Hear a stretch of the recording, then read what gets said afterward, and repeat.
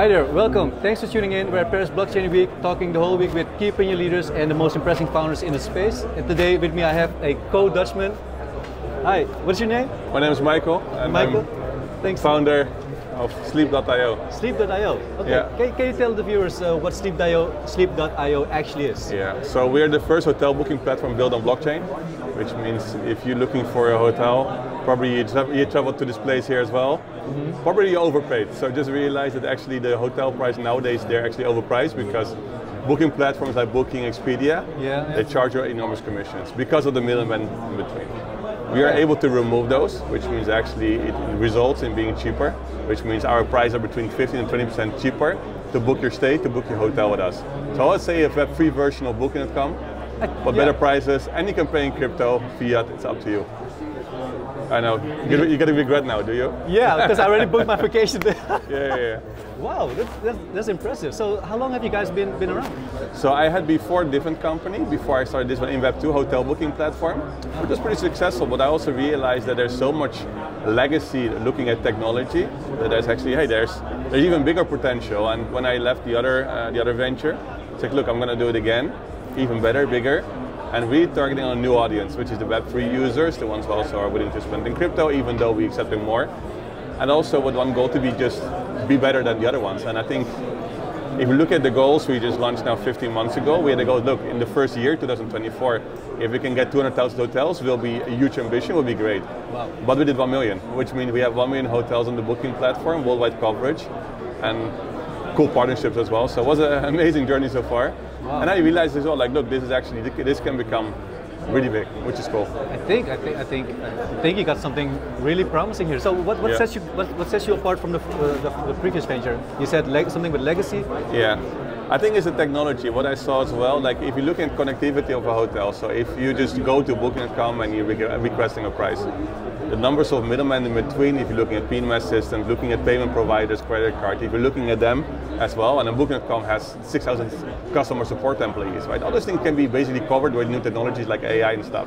Yeah. So we can run the operations so much cheaper, which actually result, like, why if we can run it cheaper, we can also make it cheaper for hotels to actually participate and join with us. And this resulting in being cheaper for users. Yeah. So what I said, between 15–20% cheaper for your hotel stay. That's a lot. That means I have a lot more free money to spend in whatever country. Or better hotel for the same price, or just have or maybe your dinner is included in the same evening. Yeah. Because actually you saved on your hotel stay. You also do all-inclusive hotels or whatever. We have 1 million hotels, so basically you have worldwide coverage. Like almost every 1 million. 1 million? Yeah, it's insane. Yeah, it's cool to say always. So we have worldwide coverage. So basically every hotel we have. If something is a normal good hotel, we should have it. Yeah. So this is very cool. More travel services are coming soon as well because people are asking, okay, can you not offer, for example, flights, or can you offer? So a lot of things are coming as well in the near future. So but why haven't I heard of you guys before? We're targeting, I'll say, not so much in the Dutch market so far as well, or above Dutch, so we're a bit quiet there, even though we partner as well with Dutch Blockchain Week, and we kind of push a bit more. We kept it a bit, look, we want to have a good growth, right? But I'll say artificial go too fast, because we know we had to improve the platform as well, many parts, and you don't have a perfect platform after 2 months or 6 months, and now it's this constant improvement. It's like, look, now we are ready for mass adoption, and I think now, especially in like the past 2–3 months, okay, the platform is good, so right? It's very good. So market fit. Yeah, it's good. So what is interesting is like we're testing still a lot, right? So what is the perfect user? Is the user who wants, I'll say, more privacy, right? Bitcoin user is like, look, I want to have more privacy, which in our case is full privacy because it's on chain, and it's actually, we don't share your details with someone else, and you can pay in cryptocurrencies, and every payment is a new wallet, so there's no direct link. So there's also, you have more privacy. Or is the reason the discounts? So there are different reasons of people using us, and eventually also, I think, partnering with large communities, like we're partnering with Bored Apes, or we're partnering, for example, with Forbes or Coinbase, etc. Like, hey, if they're partnering with them, there must be something good about it. Yeah, that's true. That would be the logic, indeed. Yeah. But how do you do that with hotels when it comes to identity? So I think it also helped. Like, first of all, I had a big, I'll say, like 15 years I was working in travel technology and working with hotels in 2 previous ventures. So it helped. Like, look, it's me again. But also what is interesting is that the hotels, they're kind of done, right? You can see if you're paying so much commission, if you're going to invoice your biggest invoice for your hotel, is Booking.com. Yeah. And then it's just painful. If this one comes into your, like, is everybody, if you can pay whatever 20% less taxes, I think you will sign up directly, right? So, and this is actually when the hotel's looking for a change, and if you say, look, we want to make a change, we bring some fairness back, and we don't going to charge you 20%. You're just giving us the price you would like to have, and then we can do a markup. So how we're working technically as well. They say, look, I want to have 100 euro for this room.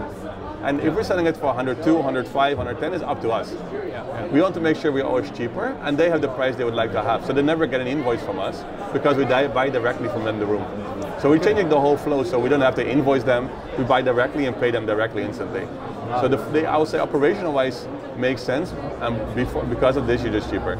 So, and do you know how your competitors reacted to the rise of Sleep.io? They know us. The interesting is, I can't mention names, but like two giants indeed. It's like, hey, this is very interesting what you're building. Yeah. So even I can't share too many things there as well. Okay. But maybe when it's the good thing is I know still from also Prima Fees, I know the most of them, and even though you mentioned Trivago quickly as well. Like if you look at Trivago, I asked them as well. Like, okay, are you busy with these things? They said, nah. And not really, I don't understand how it works. Like, how do you store your data? I said, okay, but it's blockchain. Like, and the cool thing is that we have to educate them. Yeah. And sometimes I'm even advising some larger travel companies, like, look, there's a change you can make. And you see us, you can see Lufthansa, you see some more companies are really moving, okay, can we move ticketing onto blockchain? Like, our bookings technically are NFTs. Right? So also think of what you can do with this one. You can go into a secondary market. Like, look, you might book your ticket book your hotel for Paris Blockchain Week. Last minute, it's like, I can't go anymore, and you can sell it or sell to someone else. You own your reservation. I feel shivers over my spine, because the thing is, when you go traveling and you can't go traveling anymore, you have to cancel. The question is whether you get your money back. Yeah. Whether if and the airline will give you your money back. So if it's possible to even, use the NFT technology to make it resellable on the secondary market, it would be awesome. It would be so great. I don't need a travel insurance. You pay for something, so why are you not deciding what to do with it? It's ridiculous that the room remains empty or the seat of the flight remains empty. It's ridiculous. It's a waste of money. It's a waste of environment. It's like, look. And if you can even include secondary revenue streams. So you could give the hotel, for example, 5% of the resale market.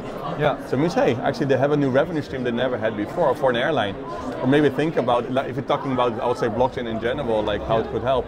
If you're booking seat one, you book, for example, one seat A, by randomly you get it assigned, but somebody else has 17 seats, like, I really want 1A, and then make an offer to swap seats, for example, how you can swap. I want to sit there in the aisle. Instant swap, actually, you might get $50 extra, like, hey, this is cool.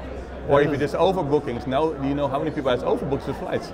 On blockchain, it's not possible, right? It's available or not. Yeah, but because the overbookings part. That's crazy. I had so many people who told me, like, I came to Paris actually, but I had an overbooking. This is not possible on chain. Right. But the fact that is even possible, for me, I think it's scammy. But those are my own words. Yeah. That's how I experienced it. But okay, it's interesting, man. So what do you foresee as the biggest challenge for the coming 6 months? I think it's still a lot of education is needed, right? When you say the corporate, hey, actually it's done on chain, like, but what is on chain? And of course the market is also, of course, important. When you say people can pay with crypto, for some reasons, for many users, it's like they can spend the crypto. Is the reason as well to use us, and they actually be like, it's not only convenient because I can use my crypto, it's also cheaper. So education is still needed. Yeah. And I think as well, like, you might position yourself like, look, we are blockchain based and etc. I think in a matter of, I'll say maybe 1-2 years, you don't talk about the technology anymore.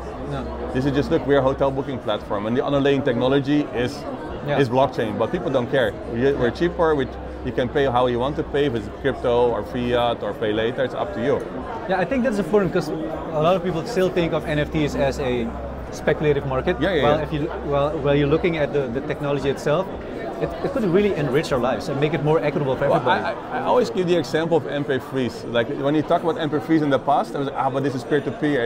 It's ripping music, right? It's just, okay, this is like, you're not owning the music and you're just ripping the CD, you're taking it off. And it was on peer-to-peer, then apps or whatever it was. And then actually people now, when you're listening on Spotify, you're not talking about, I'm not going to listen, you listen to music again. Right? And that the underlying technology maybe is MP3. You don't care, you want to listen to music. Yeah. I think the same like for hotels, you just want to travel, and how the underlying technology is done, you don't care. Yeah. If you get the best deal and you have the flexibility, I think that's more worth it. And people don't talk about blockchain or which kind of technology. Okay, nice. So, okay. If I would give you 60 seconds to sell sleep.io, yeah, what would you say? First of all, what I want before I do this, we're going to be in 4 or 5 weeks. We're going to be on Killer Whales TV show, so you can see much more about us also on Apple TV and Amazon Prime, a few more things. Really? So we're doing a TV show in LA, cool experience. So there will be a cool pitch. But so for the viewers who are listening, watching this one, of course, I recommend to watch that one. So in 60 seconds. I just want to, okay, I will look at the camera then for the people watching. Look at that. Okay, this one. So, okay, so if you want to book your hotel cheaper than you did before, first of all, use Sleep.io. We have every hotel actually out there. Flexibility in payment, so it's up to you. So if you're using crypto, fiat, Apple Pay, Google Pay, or you want to pay later, full installments, it's up to you. We want to give flexibility there. You own the reservation. You're supporting hotels as well, so I'll say it's a win-win for everyone. And just check us, sleep.io. We're coming also with the city-NFTs soon, which means you can own a city on the platform. If you own one, we get rewarded. So we give actually, I'll say, everything back to the users and build the strongest community in travel, I'll say, with a win-win of everyone. You heard it from the man himself. If you want to know more, just check out bitcoinmagazine.nl. Make sure to read the article and the video, and have fun reading it and planning your vacation.